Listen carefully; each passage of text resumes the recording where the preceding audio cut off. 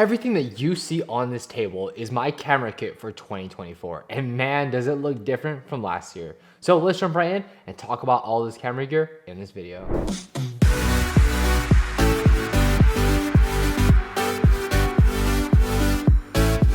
What's up, y'all? It's Project Photography back with another video, and today, before we get started, make sure to follow all of my socials down in the description bar below.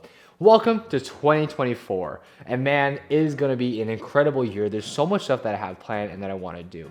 But before we do any of that, I really want to dive in and talk about what is in my Nikon Z mirrorless camera kit for the year 2024. And this kit as a whole feels very complete and solves a lot of my needs as a content creator and a landscape photographer. So with that being said, let's jump right in and talk about the camera bodies themselves. So first of all, on this side here, I have two Nikon Z6s, both full frame cameras. And these are my main cameras that I've been using for the past 4 or 5 years, give or take. First of all, we have full frame 24 megapixels. And honestly, the image quality is the biggest reason why I stick with these cameras. Of course, it isn't a 45 megapixel sensor, but to me, I don't feel like I need 45 megapixels. I know I'll be printing very large prints, but I just don't feel like they lack in image quality at all. Dynamic range is incredible. The feel and handling and ergonomics of the cameras are fantastic. And I think when using the cameras, I don't feel like I have to upgrade right now. Of course, upgrading would be a complete luxury, and if I did, I don't think I'd actually sell the Z6s, mainly because I found myself actually needing a fourth body for videos where I'm talking about everything. So I think one of the Z6s can kind of translate over to more of like a beater camera. But overall, I do feel really happy with the Z6s, and I can definitely see them being a part of my camera kit in the long and near term future, even if a impending Z6 III kind of comes out in the future. And of course, we have L brackets on here for landscape photography. I think it just makes it far easier to go ahead and shoot. I mean, I've been through the ringer with these cameras. I've used it on like literally every single shoot that I've gone on. I've brought a Z6. And for landscape photography in particular, it's a great lightweight body. They are getting a little bit outdated. I would love to see a 3-way articulating screen. I think that's something that needs to be improved on a Z6. And there's a few other changes I would like to see for a successor in a Z6 III. But overall for now, I don't feel like I'm missing images as a result of having these cameras. They're fantastic and I love capturing images with them. So now we can move on and talk about the Z30, because this is probably my newest addition in this kit when it comes to camera bodies.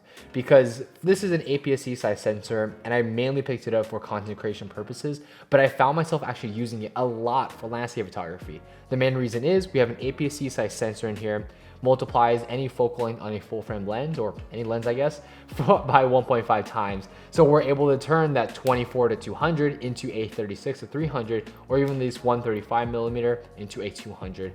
And I found it incredibly useful for getting a little bit extra reach when it comes to landscape photography, especially on those mountain ranges and whatever those faraway subject matters are. And of course, we have a fully articulating screen here, which just makes it a lot easier to grab those compositions. And of course, it being such a lightweight, compact body makes it super easy to take out when I just want to have a camera for fun. This paired with a 28 millimeter makes for a really nice, compact, lightweight setup. And I think a big difference between the use of the Z30 and the Z6s is that it just is a completely different experience to use.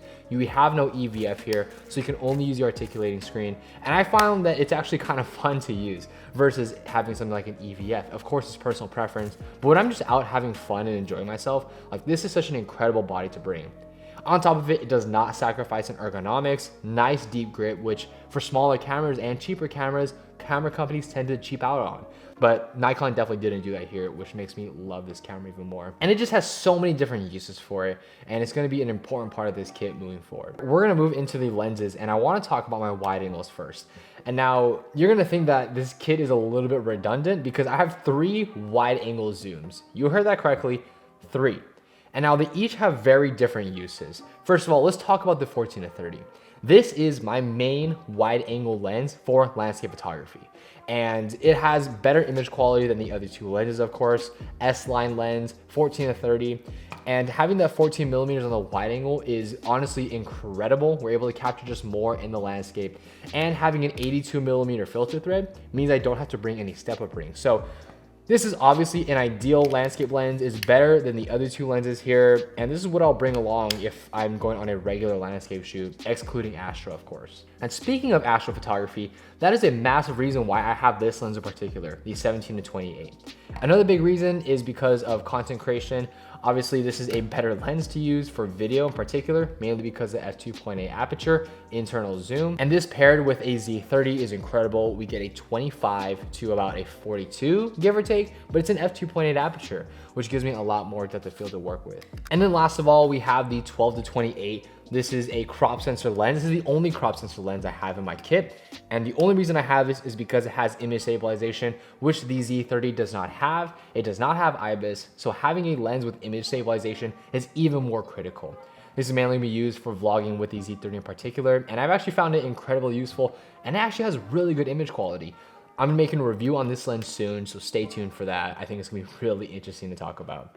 But these three lenses all have very different places in my kit. And now for the last wide angle lens in this kit, we have the 28mm f2.8. It's an amazing pairing with both the Z6 and the Z30. With the Z6, we obviously get that 28mm focal length, which is one of my favorite focals, right in between an ultra wide and a more standard lens. And I think it's an incredible focal length. But if you pair this again with the Z30, you get an incredible lightweight walk around setup that you can just like throw in your bag and you don't even notice that it's there. So the 28mm is gonna be in my kit for quite a long time. I love using it. And of course, is it necessary? Not really, but I have found myself picking it up quite a bit, so I'm not wasting it. So that's kind of my thought process on the 28mm itself. And now we move into the big dog, the 24 to 70. Now this is gonna be my main lens as my workhorse lens for pretty much everything. Everything from video to clientele work to even shooting videos for this channel. Like this is the main lens that I use for a lot of it. I mean, I've had this lens for quite a while now, probably since 2020. Controls wise is my favorite. We have a function button, display button. We have the display on top here, AF/MF switch, and it's just built so well. And I think for a 24 to 70, it has an incredible ergonomic design. It's incredibly lightweight, and it doesn't feel like it's too overly big or heavy. Top of it, image quality is top notch. This is one of the best lenses that I've ever used when it comes to photography. I mean, we just get incredible sharpness, incredible bokeh, and it's just such a versatile lens. And where I do find the most overlap is in the 24 to 70 and 24 to 200. If I'm bringing one, I'm not bringing the other. And that's where the 24 to 200 for landscape photography kind of comes in. This is my only lightweight telephoto lens in this entire kit. Don't have a 100 to 400. I find that a little bit unnecessary. And this paired with the Z30 again turns it into a 36 to 300, which helps me get that extra telephoto reach. Of course, it's not the best when it comes to image quality, but it will absolutely get the job done, and I have no worries about that at all. And so now we're moving into the 50mm, and these are the last two primes in my kit. 50mm f1.8s. This, honestly, if you're on a budget and you want a lens that will blow your mind, pick this lens up, the 50mm f1.8s. It's only like 400 bucks, not that expensive. And this paired with, obviously, my Z30 is one of my favorite focal lengths to use. It's about a 75mm, give or take, not quite an 85. And I've always wanted an 85, but I just never feel like I had enough use for it. This definitely helps satisfy a lot of that want. This paired with the Plena, I mean, we're getting 50mm and 135. Those are two very drastic focal lengths that you can use on both my Z6s. And I just feel like it makes an incredible two-way prime pairing. And so let's talk about the Plena, because this is probably my newest addition when it comes to my lenses. And it's probably my favorite lens out of this entire kit. First of all, image quality, superb, incredible corner to corner, like zero vignetting, everything that you want in a telephoto prime. That's what this Plena is. Used for both landscape photography, regular portrait work. I can even use it as a walk around lens. Like, it's just so incredibly versatile. I think for landscape photography in particular, this and the 24-200 just makes such an interesting duo when it comes to telephoto. When I use this kit, I don't feel like, oh, like I wish I had this, I wish I had this. There is 8 lenses in here, 3 camera bodies, so it doesn't seem minimalistic.